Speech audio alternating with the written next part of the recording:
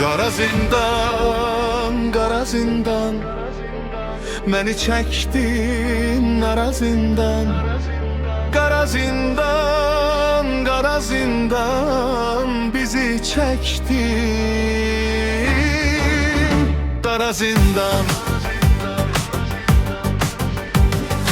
Qar yağıbdı güvəndiyim dağlara, göz baxır əsrətlə ötən çağlara. Dostlara, qardaşlara, ortaqlara, salam Kürdaxanıdakı dustaqlara. Bura elə mənzildi, hər tərəf kədər, tikanlı məftillə çəkilmiş çəpər. Qapımı döyən dağıdar ürəyimin dağın, gözləri yollarda olur dustağın. Burada ömür gedir, zamansa getmir, can dediklərimsə imdadıma yetmir. Yola verirəm gülləri arzularla, boş arzularla dolu duyğularla. Aldığım hər nəfəs qəm verib mənə, sıxılıram bu qəfəs qəm verib mənə. Acı ilə nəfəs ucalır göylərə, qəfəsdən bu səs ucalır göylərə.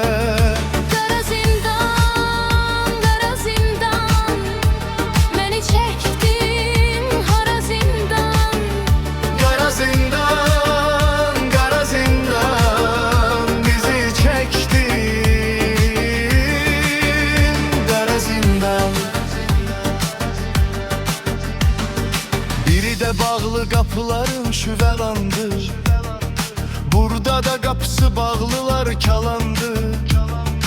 Yaren ürək özünə nə çarə qılsın, bağlı qapıları aç ürəyim açılsın. Səhər açılır, axşamı gözləyirsən, axşam olur, sübhədə gizləyirsən.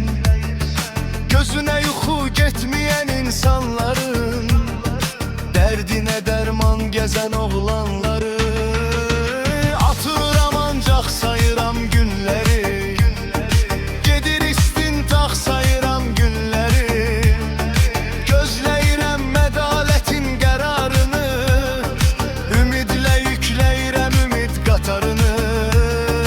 Qandala bağlansın əlim açanacan, etap gedir etap gəlir haçanacan.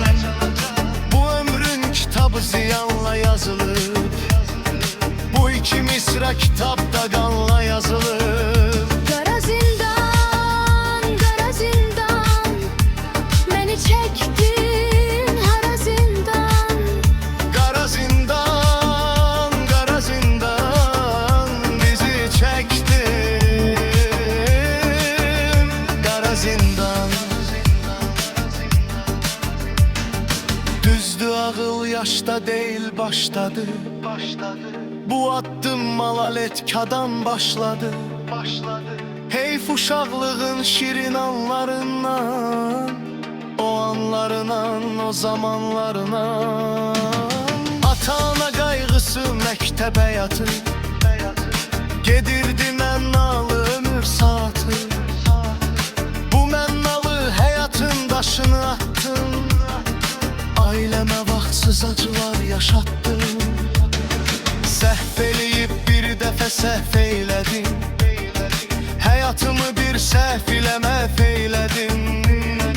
Məktəb həyatımı zindanla dəyişdim, ünvanı bu ünvanla dəyişdim. Getdi uşaqlığım, uşaq çağlarım,